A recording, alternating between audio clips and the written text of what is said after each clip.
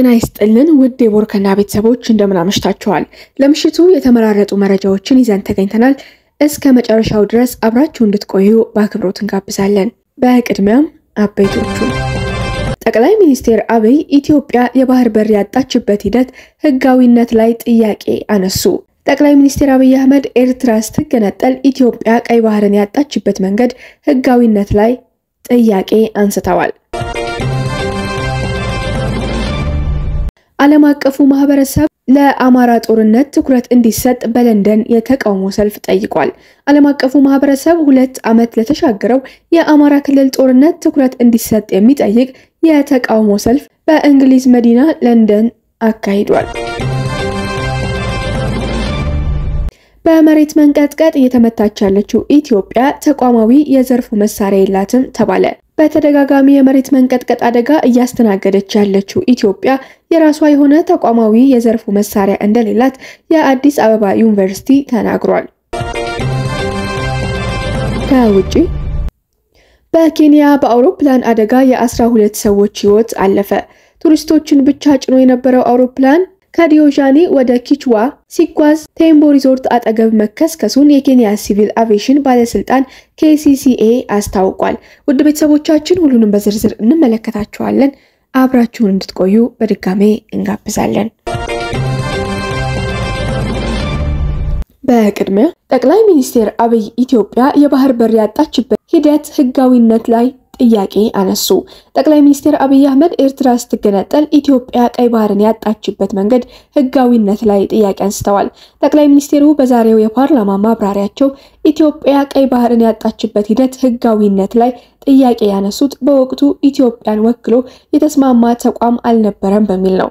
ውሳኔው በካቢኔ በምክር ቤት ወይም የኢትዮጵያ ህዝብ በህዝበ ውሳኔ ያስተላለፈው እንዳልሆነ ጠቅላይ ሚኒስትሩ ተናግረዋል። ኢትዮጵያ የባህር በር ያጣችበትን ሂደት በወቅቱ በነበረው ህወሓት መራሽ የሽግግር መንግስትና በሻቢያ የፖለቲካ ስምምነት የተፈጸመ መሆኑ ይታወሳል። አብይ ይህንኑ ድርጊት አስታውሰው ቀይ ባህርን የሚያክል ነገር ያጣንበት መንገድ ህጋዊነት ችግር እንዳለበት ማሳያው ተቋሞች አልገቡበትም ብለዋል። አክለውም እንዴት እንዳጣነው የሚያስረዳ አንድ ገጽ ወረቀት ማግኘት አልቻልንም በማለት ለኢትዮጵያ የባህር በር ጥያቄ የህልውና ጉዳይ መሆኑን ገልጸዋል። ጠቅላይ ሚኒስትሩ የኢትዮጵያ የቀይ ባህር ጥያቄ የማይቀለበስ መሆኑን በመግለጽ ለአሜሪካ፣ ቻይና፣ ራሽያ፣ አውሮፓና አፍሪካ እንዲያደራድሩ ጥሪ አቅርበዋል። አብይ በመልእክታቸው ቅድሚያ የምንሰጠው ለሰላምና ንግግር ስለሆነ እባካችሁ ሸምግሉና መፍትሄ አምጡልን በማለት የጣልቃ ገብነት ጥያቄን አቅርበዋል።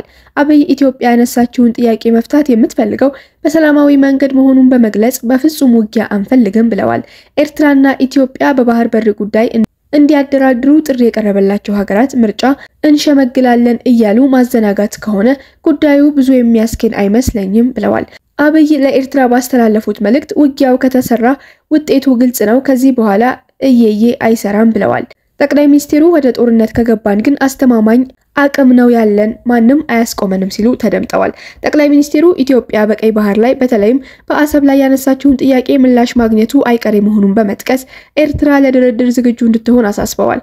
ኢትዮጵያ ከቀይ ባህር የተገለለችበት ሂደት ላይ የህጋዊ አግባብነት ጥያቄ ያነሱት አብይ ከዚህ በኋላ ተገፍቶ መቀጠል አይኖርም ብለዋል።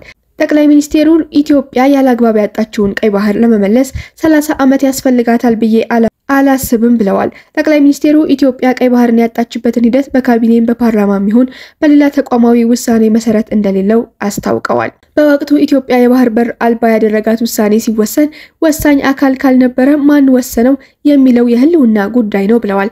አሰብን በተመለከተ ወዳጅ በነበርንበት ወቅት ከኤርትራው ፕሬዝዳንት ጋር መነጋገራቸውን የጠቆሙት አብይ የኤርትራ ባለስልጣናት ባልታወቀ ምክንያት በር መዝጋታቸውን ገልጸዋል። ከኤርትራ ጋር በተደረገ ንግግር የአሰብ አፋር ኢትዮጵያ መስመር መጠገኑን ያስታወሱት ጠቅላይ ሚኒስትሩ በግልጽ ባላወቅነው መንገድ ምላሽ ለመስጠት ዝግጁ አልነበሩም ብለዋል። በዚህ ጉዳይ የኢትዮ ኤርትራ ድንበር ብዙም ሳይቆይ መዘጋቱን የገለጹ ሲሆን የልዩነቱ መስፋት ዋናው ምክንያት ግን የፕሪቶሪያው ሰላም ስምምነት ነው ብለዋል። የቀይ ባህር ጉዳይ ህጋዊ፣ ታሪካዊ፣ መልክዓ ምድራዊና ኢኮኖሚያዊ ጥያቄ ነው ብለን እናምናለን ሲሉም አክለዋል። አብይ ኢትዮጵያ ተዘግቶባት መኖር አትችልም የሚል አቋም ወደ ስልጣን ከወጡ በኋላ ለኤርትራ ባለስልጣናት መግለጻቸውን አስታውሰዋል። ለዚህም ከ5 ዓመት በፊት ባህር ኃይል ያቋቋም ነው እንዲዋኝ አይደለም በማለት የባህር ኃይል መቋቋምን ጠቅሰዋል። ኢትዮጵያ የባህር ኃይል ያቋቋመችው በጠቅላይ ሚኒስትር አብይ አህመድና በፕሬዝዳንት ኢሳያስ አፈወርቂ ላይ የተመሰረተው ግንኙነት ጥሩ በነበረበት ወቅት ነው። ዓለም አቀፉ ማህበረሰብ ለአማራ ጦርነት ትኩረት እንዲሰጥ በለንደን የተቃውሞ ሰልፍ ጠይቋል። ዓለም አቀፉ ማህበረሰብ 2 ዓመት ለተሻገረው የአማራ ክልል ጦርነት ትኩረት እንዲሰጥ የሚጠይቅ የተቃውሞ ሰልፍ በእንግሊዝ መዲና ለንደን አካሂዷል።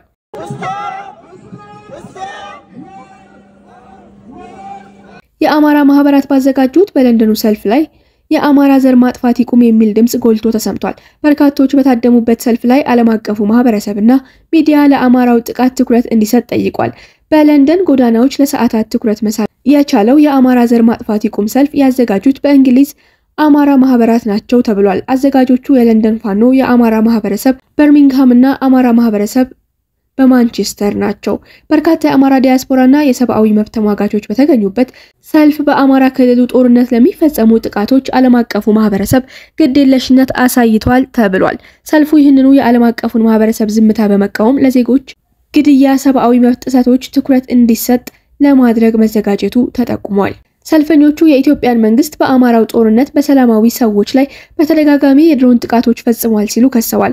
በጥቃቱ በርካታ ሰላማዊ ዜጎች መገደላቸውን፣ መቁሰላቸውንና መፈናቀላቸውን ሰልፈኞቹ በለንደን ጎዳናዎች አስተጋብተዋል። የጠቅላይ ሚኒስትር አብይ አህመድ መንግስት ጦርነቱን የአማራን ህዝብና ባህል ለማጥፋት እየተጠቀመበት መሆኑ በሰልፉ ላይ ተገልጿል። ተቃዋሚ ሰልፈኞቹ የተባበሩት መንግስታት ድርጅት፣ የእንግሊዝ መንግስትና የዓለም አቀፍ የሰብአዊ መብት ተሟጋች ድርጅቶች ዝምታውን እንዲሰብሩ ጥሪ አቅርበዋል። መንግስት በዜጎች ላይ የሚፈጽመውን ጥቃት ለማስቆም ዓለም አቀፉ ማህበረሰብ ጫና እንዲፈጥርም ጠይቀዋል። እንዲሁም እንደ እንግሊዝ ያሉ ሀያላን ሀገራት በአማራ ላይ የተፈጸሙ የጦር ወንጀሎችን ለመመርመርና በዋና ተዋናያኑ ላይ ማዕቀብ ለመጣል አፋጣኝ እርምጃ እንዲወስዱ ሰልፈኞቹ ድምጻቸውን አሰምተዋል። የአማራ እናቶች በየቀኑ ልጆቻቸውን ለመቅበር የተገደዱበት ሁኔታ ቢፈጠርም ዓለም አቀፉ ማህበረሰብ ለጦርነቱ ጆሮ አልሰጠውም ተብሏል። ዓለም አቀፉ ማህበረሰብ ዝምታን የመረጠ ቢሆንም የአማራ ዲያስፖራ የወገኑን ድምጽ በማሰማት በጋራ መቆሙን የለንደን ፋኖ ዳይሬክተር ወርቁ ተሾመ ተናግረዋል። በአማራ ክልሉ ጦርነት በየጊዜው በሚፈጸሙ የድሮን ጥቃቶች በመቶዎች የሚቆጠሩ ሰላማዊ ሰዎች መገደላቸው ይታወቃል። ይሁን እንጂ ዓለም አቀፉ ማህበረሰብ ለአማራው ጦርነት የሰጠው ትኩረት እጅግ አናሳ መሆኑን ተከትሎ የሰላማዊ ዜጎችን የዘፈቀደ ግድያ ማስቆም አልተቻለም። በመሬት መንቀጥቀጥ እየተመታች ያለችው ኢትዮጵያ ተቋማዊ የዘርፉ መሳሪያ የላትም ተባለ። በተደጋጋሚ የመሬት መንቀጥቀጥ አደጋ እያስተናገደች ያለችው ኢትዮጵያ የራሷ የሆነ የዘርፉ መሳሪያ እንደሌላት የአዲስ አበባ ዩኒቨርሲቲ ተናግሯል። ቦርከና በአዲስ አበባ ዩኒቨርሲቲ የጂኦፊዚክስ ስፔስ ሳይንስና አስትሮኖሚ ኢንስቲትዩት ተመራማሪ ከሆኑት ፕሮፌሰር አታላይ አየለ ገለጻ እንደተረዳው ኢትዮጵያ የመሬት መንቀጥቀጥ ክስተት የምትከታተልባቸው መሳሪያዎች ከግለሰብ ፕሮጀክቶች የሚመጡ ናቸው።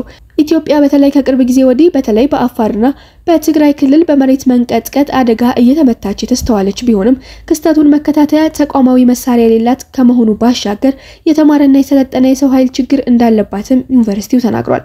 በዩኒቨርሲቲው የዘርፉ ተመራማሪ የሆኑት ፕሮፌሰር አታላይ አየለ እንደገለጹት በዘርፉ እንደ ሀገር በጀት ተይዞ በበቂ የሰው ኃይል ተሰማርቶ ክትትል የሚደረግበት ሁኔታ የለም። በአጠቃላይ ዘርፉ ያለበትን ደረጃ ሲያስረዱም በበቂም አቅምና ሁኔታ ላይ ነን ማለት አይቻልም። የምንከታተልባቸው መሳሪያዎች በግለሰቦች ፕሮጀክቶች የሚመጡ ናቸው ሲሉ ያለውን ክፍተት በግልጽ አስረድተዋል። ችግሩን ለመቅረፍ መንግስት አቅም በመገንባት እንዲሁም የዘርፉ ክስተት በተመለከተ ወቅታዊ ትንታኔ የሚሰጡና ክስተቶችን የሚዘግቡ ባለሙያዎችን ሊያሰለጥንና ብቁ ሊያደርግ እንደሚገባ አስገንዝበዋል። እንደ የአሜሪካ ጂኦሎጂካል ሰርቬይ እና ሌሎች ዓለም አቀፋዊ ተቋማት የመሬት መንቀጥቀጥን ክስተት ልኬት በቶሎ የሚያወጡት በበጀት በአቅም እንዲሁም በሰው ኃይል የተደራጁ በመሆናቸው መሆኑንም ተገልጿል። ለመሬት መንቀጥቀጥ ተጋላጭ የሆኑ በርካታ የዓለም ሀገራት በቂ የሆነ ምርምር እንደሚያደርጉና በመሳሪያም የሚያደርጉት ክትትል በቂና ወቅታዊ መሆኑን ያስረዱት ተመራማሪው በኢትዮጵያ አደጋው እየተደጋገመ በመሆኑ ተመሳሳይ ዝግጅት እንዲደረግ አሳስበዋል። እንዳደጉት ሀገራት እንኳን ባይሆን ካሏት መሳሪያዎች በተጨማሪ የኢትዮጵያን አቅም በሚመጥን መልኩ በመስክ ሊቀመጡ የሚችሉ ዘመኑን የሚመጥኑ መሳሪያዎችና ራሱን የቻለ የዘርፉ ተሽከርካሪ እንዲሟሉ ጠይቀዋል። ኢትዮጵያ ሳይንሱን የሚያውቁ ባለሙያዎች ቢኖሯትም እንደሌሎች ሀገራት በብዛት በቂ እንዳልሆኑ የዘርፉን ስራ ሊያሰራ የሚችል ምቹ የስራ ሜዳ፣ የመሳሪያ እጥረት፣ ለስራ ማስኬጃ የሚሆን የገንዘብ ድጋፍ እንደሌለ ተቋሙ ገልጿል። ኢትዮጵያ በአፋር ክልል፣ በትግራይ ክልሎች በሰውና በመሰረተ ልማት ላይ ጉዳት እስከ ማድረስ የደረሰው ተደጋጋሚ የመሬት መንቀጥቀጥ ያጋጠማት ሲሆን ከቀናት በፊትም በፈንታሌ ተራራ አደጋው ተከስቶ ነበር። የዘርፉ ባለሙያዎችም አደጋው ሊቀጥል እንደሚችል እየገለጹ ናቸው። በመጨረሻም ከውጪ በኬንያ በአውሮፕላን አደጋ የ12 ሰዎች ህይወት አለፈ። ቱሪስቶችን ብቻ ጭኖ የነበረው አውሮፕላን ከዲዮጃኒ ወደ ኪችዋ ሲጓዝ ቴምፖ ሪዞርት አጠገብ መከስከሱን የኬንያ ሲቪል አቪዬሽን ባለስልጣን KCCA አስታውቋል። ባለስልጣናቱ ቱሪስቶቹ የሶስት ሀገር ዜጋ እንደሆኑ ገልጿል። በአደጋው ዙሪያ ምርመራ መጀመሩን አስታውቋል። በአደጋው በአውሮፕላኑ ውስጥ የነበሩት 12 ተጓዦች ህይወታቸው ማለፉን አስታውቋል። በአውሮፕላኑ ውስጥ 8 ሃንጋሪያውያን፣ 2 ጀርመናውያን እና 1 ኬንያዊ የነበሩ ሲሆን በአደጋው የሁሉም ህይወት ጠፍቷል።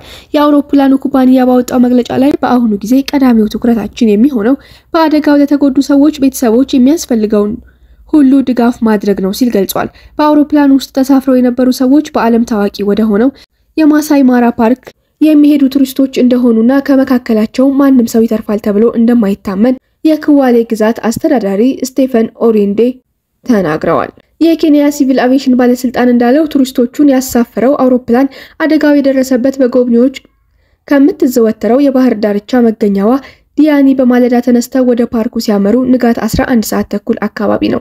የኬንያ መገናኛ ብዙሃን አውሮፕላኑ በእሳት የተቃጠለና ስብርባሪው በወደቀበት ቦታ ላይ ተበታትነው የሚያሳዩ ምስሎች እያሰራጩ ነው።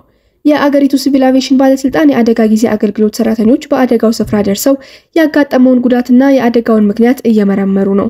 ነገር ግን ባለስልጣኑ አደጋው በደረሰበት አውሮፕላን ውስጥ ስለነበሩት ሰዎች ተጨማሪ ዝርዝር መረጃ ከመስጠት ተቆጥቧል። ኦሪንዴ እንደተናገሩት ከሆነ አደጋው የደረሰበት አውሮፕላን የጉብኝት ጉዞን የሚያዘጋጅ ድርጅት ንብረት እንደሆነና ወድቆ የተከሰከሰው ከዳያኒ ተነስቶ ከወጣ በኋላ ክዋሌ ከተማ ሊደርስ 10 ኪሎ ሜትር ሲቀረው ነው።